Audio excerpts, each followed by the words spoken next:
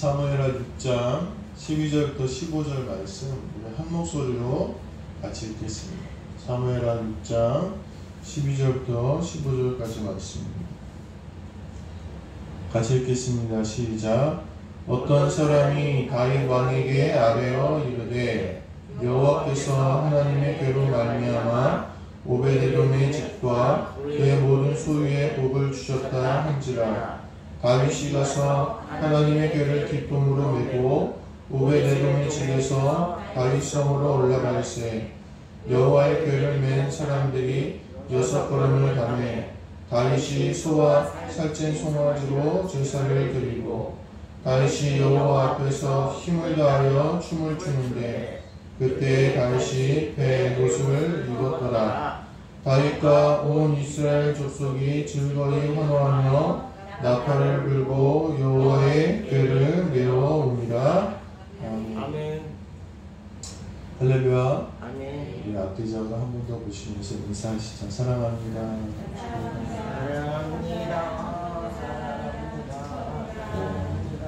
일주일마다 이렇게 뵐 때마다 참 반갑고 좋은 것 같습니다. 오늘 말씀의 제목은 같이 한번 하실까요? 같이 한번 읽겠습니다. 시작. 여호와 앞에 힘을 다하여. 여호와 앞에 힘을 다하여 라는 제목으로 함께 말씀 나누도록 하겠습니다. 다윗이 여호와 앞에 힘을 다하여 춤을 추는데 이렇게 오늘 본문은 이야기하고 있습니다. 저는 이 본문을 보면서 참 감명이 됐습니다. 다윗이 어떤 마음으로 하나님 앞에 이렇게 춤을 추었을까? 가끔 저희 아이들도 뜬금없이 춤을 출 때가 있습니다. 왜 추는지 모르겠지만 땀을 뻘뻘 흘리면서 그렇게 신나게 춤을 추는 걸 보면서 다윗도 이때 하나님의 언약궤를 가져오면서 이렇게 춤을 추었겠구나 라는 생각이 들었습니다. 6장부터 보면 다윗이 이 궤를 가져오기 위해서 3만 명을 모으고 수레를 만들고 가는 길에 함께 서서 여러 가지 악기, 수금과 비파와 소고와 앙금과 재금으로 연주했다 이렇게 이야기하고 있습니다. 즉 우리 식으로 이야기하면 하나님의 궤를 모셔오는데 저기 수만 명의 사람들을 모아놓고 또 온갖 오케스트라를 옆에 탁 하고 막 노래하면서 다윗은 막 그 앞에서 춤을 추었다 이런 이야기입니다. 역대상 13장 8절에 보면 똑같은 말씀입니다. 다윗과 온 무리는 하나님 앞에서 힘을 다하여 뛰놀며 노래하며 수금과 비파와 소고와 재금과 나팔로 연주하니라. 하나님의 궤가 오는 게 과연 다윗은 왜 그렇게 기뻤을까요? 그렇게 춤을 출 만큼 우리 성도님들은 기뻐하시겠습니까? 오늘 예배 나오면서 어디 춤추면서 나오신 우리 성도님들 계십니까? 예배 간다 그냥 이렇게 춤을 추면서 우리 시대한테 그러고 왔어요. 아멘. 그냥 막 춤을 추면서 땀을 막 뻘뻘 흘리면서 야 하나님 앞에 간다 이렇게 나오실 만한 모두가 나오실 만한 분들이시긴 하지만 다윗은 그랬다는. 더욱이 다윗은 왕이었습니다. 왕의 체면이 있죠. 체면이 없다고 후에 아내 미갈에게 욕을 먹기도 합니다. 그런데 다윗은 아랑곳하지 않고 많은 백성들 앞에서 막 춤을 추고 땀을 뻘뻘 흘리고 그렇게 언약궤를 이송하게 된다는 것입니다. 과연 다윗이 어떤 마음일까? 어떤 마음으로 다윗이 그렇게 춤을 췄을까? 시편 24편 7절부터 8절은 언약궤가 옮겨지면서 다윗이 노래하여 지은 시입니다. 제가 봉독해 드리겠습니다. 문들아 너희 머리를 들지어다. 영원한 문들아 들릴지어다. 영광의 왕이 들어가시리로다. 영광의 왕이 누구시냐? 강하고 능한 여호와시요 전쟁에 능한 여호와시로다. 다윗이 막 백성들 앞에서 체면도 불구하고 막 춤을 추고 땀을 뻘뻘 흘리고 노래했던 이유는 자기가 왕이라고 생각하지 않았다는 거예요. 누가 왕인 거예요? 하나님이 왕인 거예요. 그러니까 다윗은 왕이신 하나님 앞에 부끄러울 게 전혀 없었던 거예요.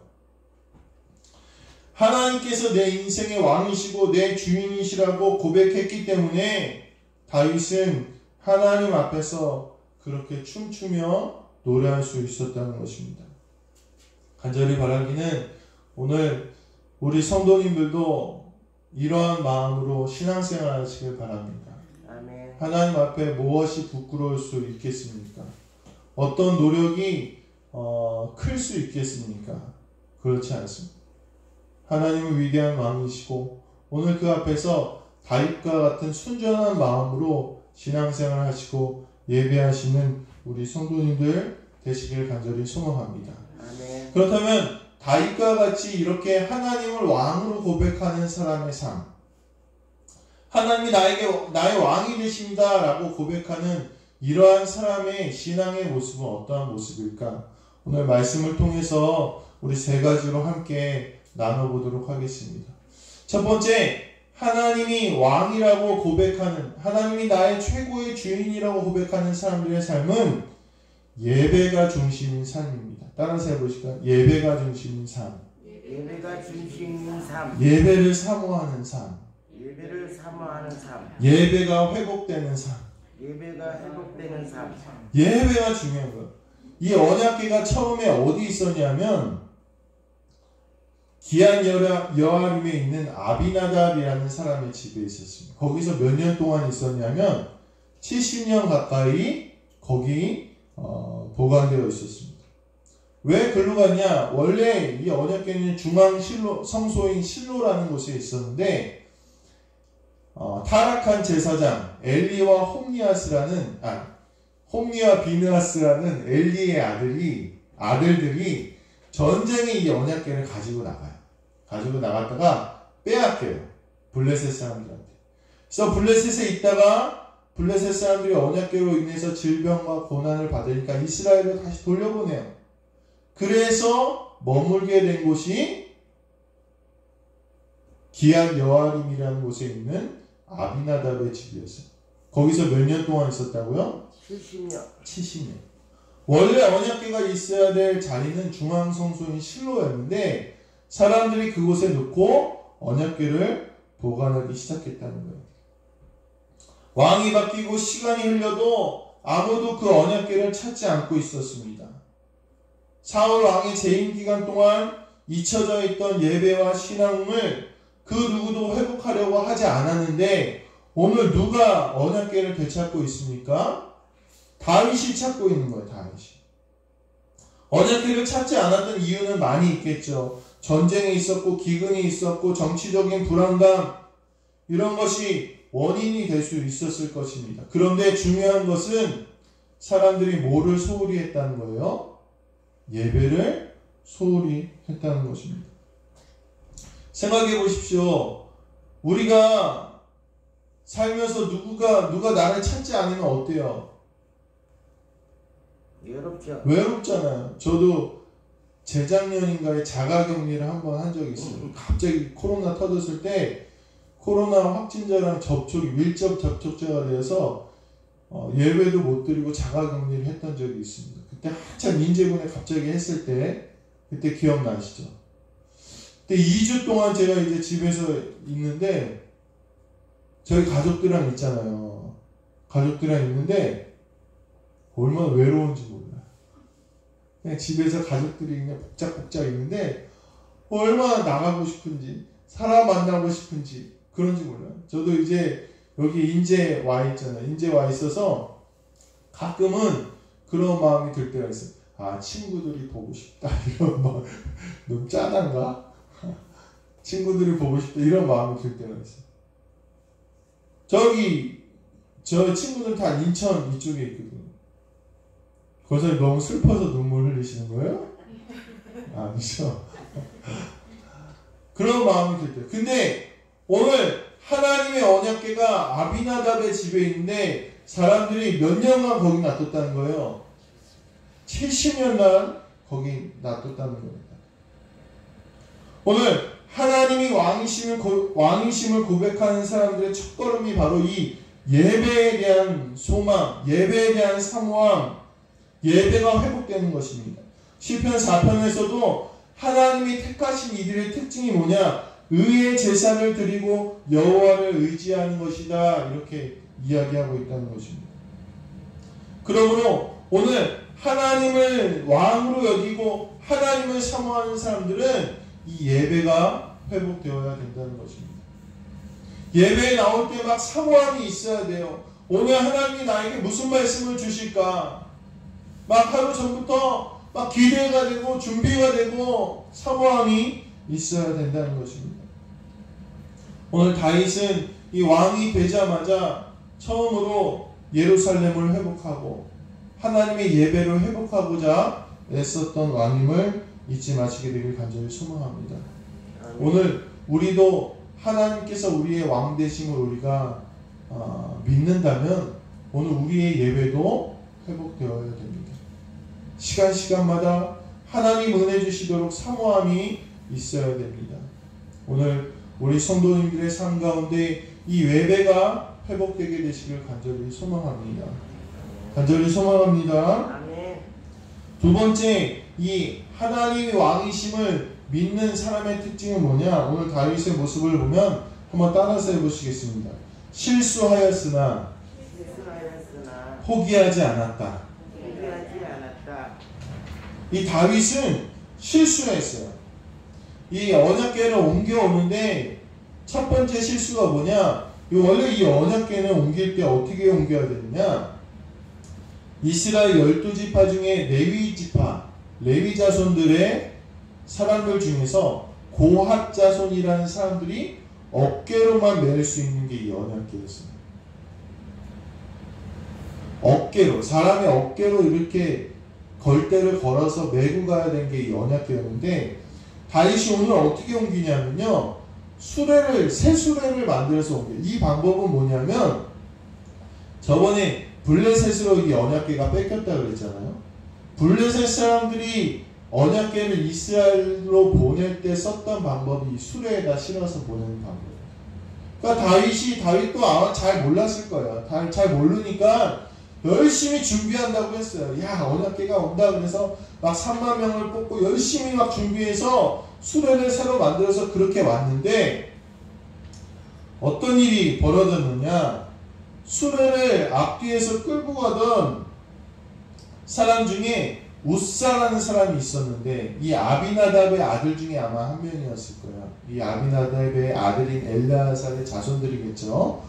이 우사라는 사람이 갑자기 이 수레를 끌던 이 짐승이 막 요동을 치니까 언약궤가 떨어질까봐 이 언약궤를 만져요. 잡아요. 어휴, 그리고 잡아요. 그랬다가 어떻게 됐을까요? 이 우사라는 사람이 죽게 돼요. 아니 막 저쪽에서 막 몇만 명이 모여있고 막 노래하고 악기 연주하고 다이랑이 막 춤추고 있다가 누가 죽었어요? 앞에서 수레를 끌고 뒤에서 수레를 바치던 이 우사라는 사람이 죽어버린 거예요. 막 축제가 일어나는데 그 축제의 한 중심에 있는 한 사람이 죽었어요.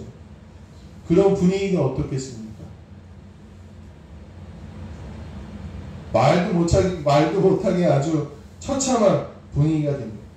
이 우사는 이 아비나답의 70년 동안 이 언약궤를 간직하고 있던 이 아비나답이라는 사람의 자손이었어요. 언약궤의 자칭 전문가였어요. 전문가. 근데 얼마나 이스라엘의 이 예배가 무너졌느냐? 궤를 어떻게 다뤄야 되는지도 모르는 상황이 된 거예요. 그래서 이 우사가 죽고 납니다. 백성들 앞에서 이 다윗이 망신을 당했어요. 야, 언약궤 내가 하나님의 언약궤 모시고 오겠다. 이 다윗으로 모시고 오겠다. 막 그렇게 신나게 앞에서 막 했는데 이 다윗이 망신을 당했어요. 아주 큰 망신을 당했어요. 그러면 우리라면 어떻게 하겠습니까? 아유, 하나님. 내가 나 잘 되자고 한 겁니까?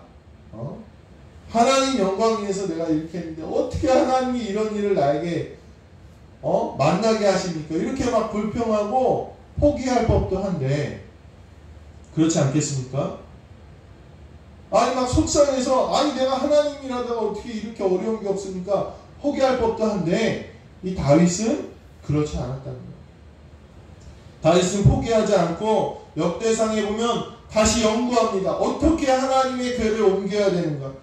그래서 언약궤를 안치할 처소를 준비하고 운반할 레위인들을 선별하고 이동에 있어서 찬양대와 악사들을 다시 준비하고 관리하는 레위인의 직책들을 세우는 게 역대상에 나옵니다. 실패했는데 다시 철저하게 준비한 거예요. 이건요 다윗이 웬만한 상황이 없으면 불가능한 일이에요.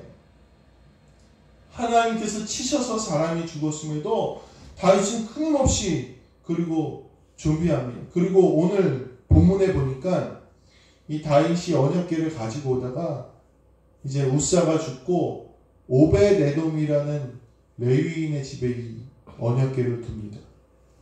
그런데 어떤 소문이 들려오기 시작해요. 이 오벳에돔의 집에 하나님께서 복을 주셨다 이런 소문이 들어오기 시작해요. 됐구나. 다윗이 어떤 마음이 들었어요? 다시 옮겨올 수 있겠다 이 마음이 드는 거예요.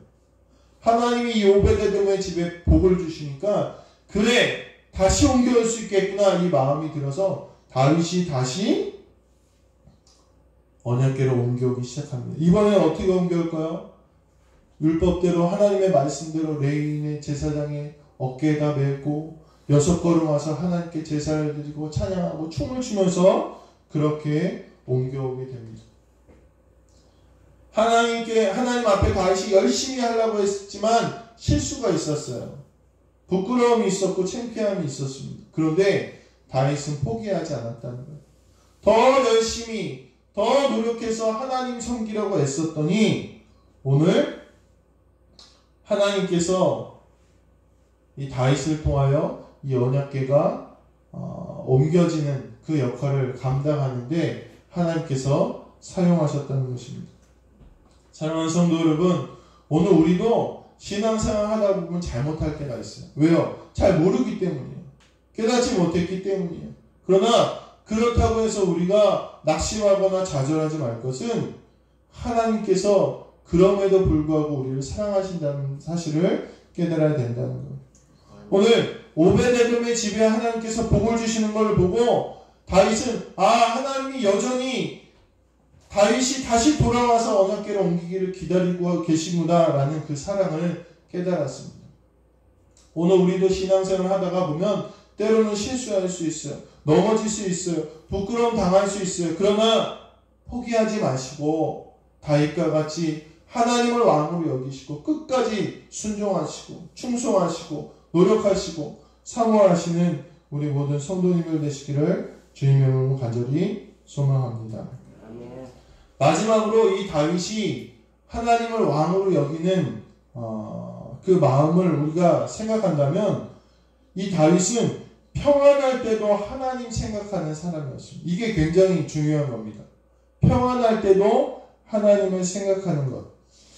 한번 말씀을 이 시간 한번 찾아볼 텐데 신명기 6장 10절부터 13절입니다. 신명기 6장 10절부터 13절 우리 함께 찾아보시겠습니다.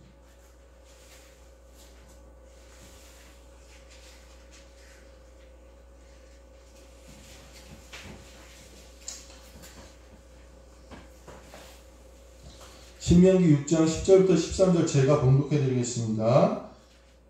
잘 들어보세요. 내 하나님 여호와께서 내 조상 아브라함과 이삭과 야곱을 향하여 내게 주리라 맹세하신 땅으로 너를 들어가게 하시고 내가 건축하지 아니한 크고 아름다운 성읍을 얻게 하시며 내가 채우지 아니한 아름다운 물건이 가득한 집을 얻게 하시며 내가 파지 아니한 우물을 얻게 하시며 내가 심지 아니한 포도원과 감람나무를 차지하게 하사 내게 배불리 먹게 하실 때에 너는 조심하여 너를 애굽 땅 종되었던 집에서 인도하여 내신 여호와를 잊지 말고 내 하나님 여호와를 경외하며 그를 섬기며 그의 이름으로 맹세할 것이니라.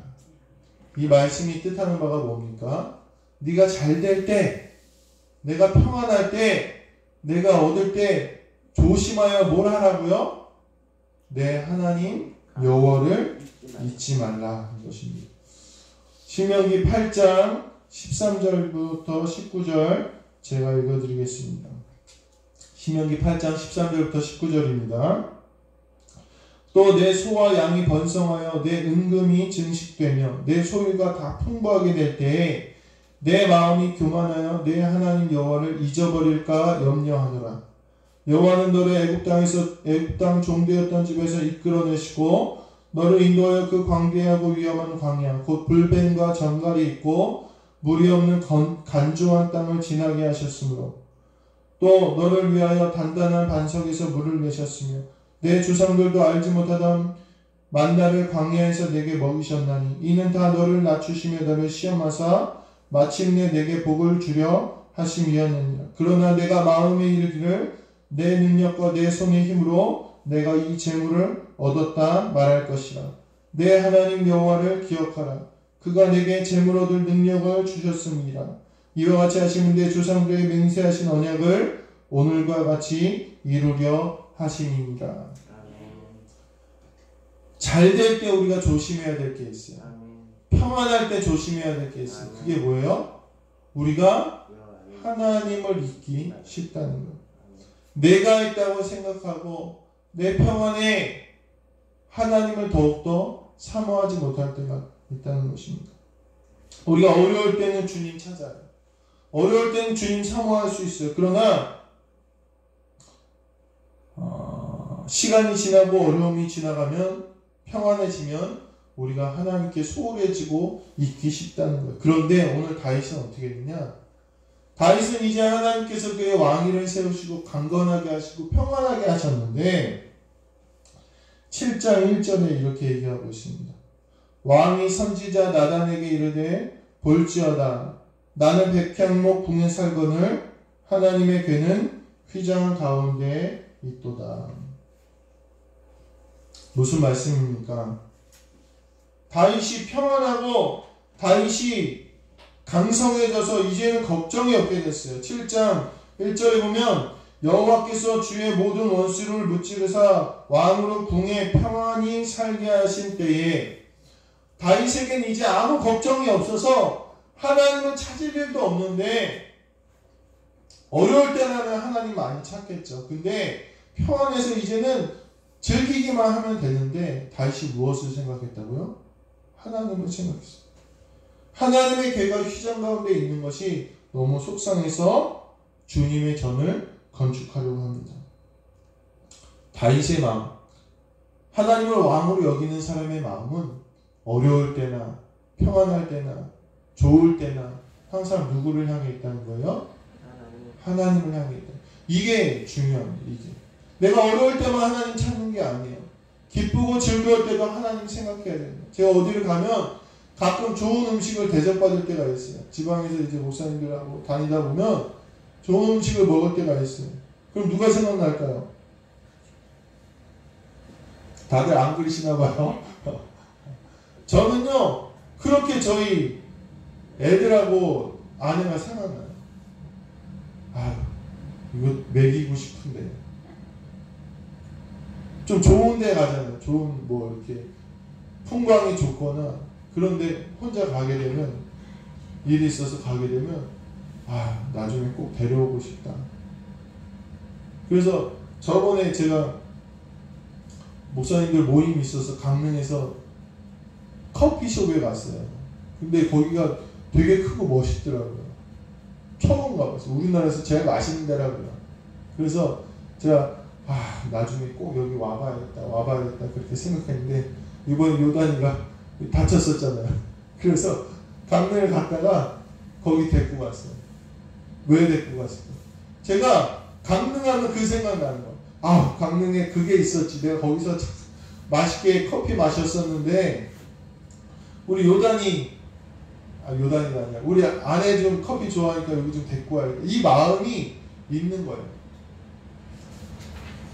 좋은 거 겪고 평안할 때 누가 생각나냐? 사랑하는 사람이 생각나듯이 다윗은 기쁠 때 평안할 때 하나님이 생각난 거예요. 나는 이렇게 편하게 있는데 하나님도 좀, 하나님의 궤도, 하나님의 전도 좀 아름답게 평안하게 좋게 좀 있었으면 좋겠다라는 마음이 다윗에게 있었다는 것입니다. 오늘 우리가 정말로 하나님을 사랑합니까? 정말 하나님 사랑하십니까? 정말 하나님이 좋으십니까? 그러면 우리의 평안한 시간도 누구를 향해 있어야 된다는 거예요? 하나님이 있어요. 하나님. 내가 시간이 많으면 내가 시간이 많은데 어떻게 더 하나님이 더 할까? 내가 여유가 있으면 내가 하나님 위해서 좀 뭐 좀 했으면 좋겠는데 다윗은 이런 사람이었다는 거예요. 우리가 힘들 때만, 어려울 때만, 고난이 생길 때만 하나님을 찾는 것이 아니라 평안할 때, 기쁠 때, 여유 있을 때 더욱더 하나님을 사모하는 다윗과 같은 우리 성도님들 되시기를 주님의 이름으로 간절히 축원합니다. 말씀을 마무리하겠습니다. 하나님을 힘을 다해 사랑하시길 바랍니다. 오늘 우리 올해 제목이 하나님을 사랑합니다 라는 제목입니다. 오늘 성경보니까 내 마음과 힘과 뜻과 모든 것을 다해 하나님을 사랑하라 이렇게 이야기하고 있습니다. 다윗은 그런 사람이었어요.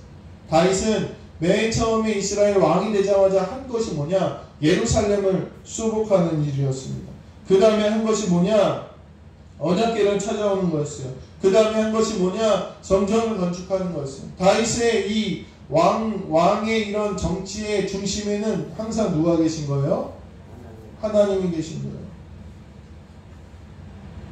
이것은 우리의 신앙의 태도가 어떠해야 함을 분명히 보여주고 있습니다.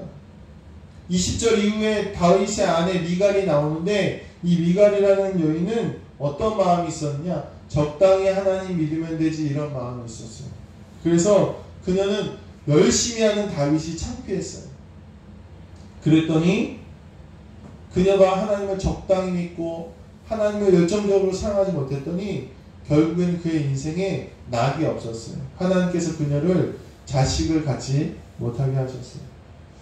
우리의 신앙의 태도가 어떻습니까? 베드로후서 2장 7절부터 8절에 보면 그러므로 믿는 너희에게는 보배이나 믿지 아니하는 자들에게는 건축자들이 버린 그 돌이 모퉁이의 머릿돌이 되고 또한 부딪히는 돌과 걸려 넘어지게 하는 바위가 되었다 하였느니라 이렇게 이야기하고 있습니다. 이게 무슨 뜻이냐면요, 하나님을 온전히 믿고 열심히 믿고 사모하는 이들에게는 예수님과 복음이 건축의 건물의 머릿돌이라는 뜻이에요. 이 건물의 머릿돌은 무슨 뜻이냐?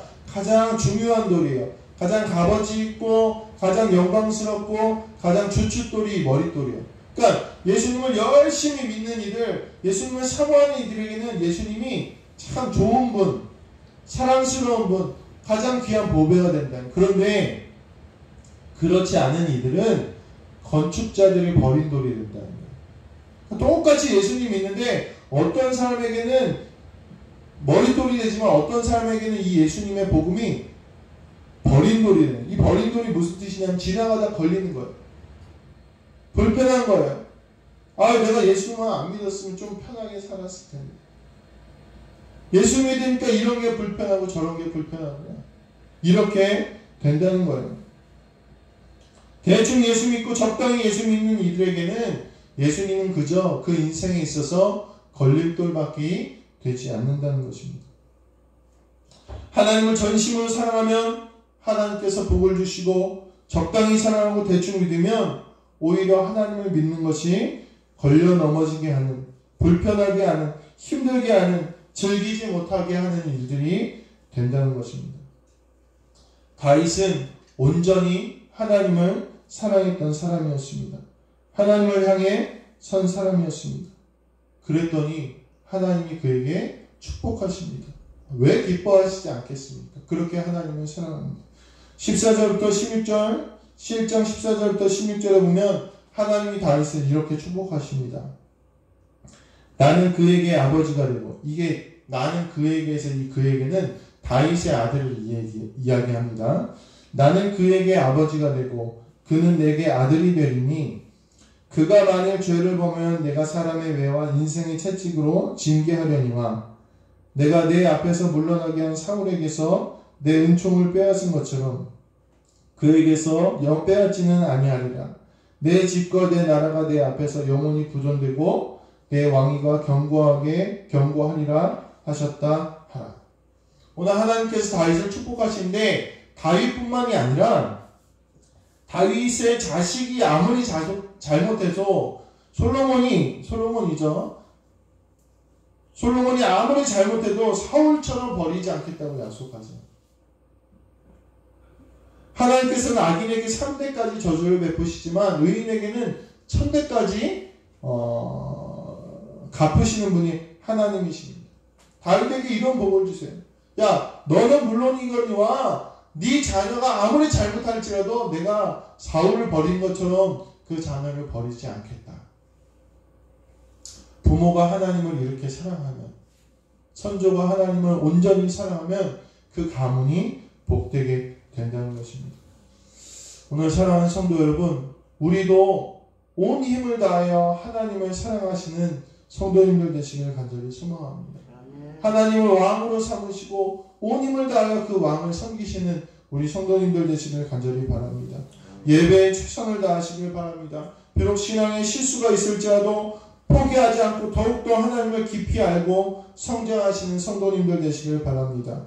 평안하고 어려운 일이 없다고 주님을 잊는 것이 아니라 시간이 많을수록 평안할수록 기쁠수록 더 주님께 나아가서 다윗과 같이 열정적으로 하나님을 사랑하시는 여호와 앞에 온 힘을 다하시는 우리 성도님들 되셔서 하나님께서도 가장 사랑하는 성도들이 누구냐 하면 저기 남교교회 성도들이라고 그렇게 말씀하실 수 있는 우리 모든 성도님들이 되시기를 주님의 이름으로 간절히 축원합니다. 기도하시겠습니다. 하나님,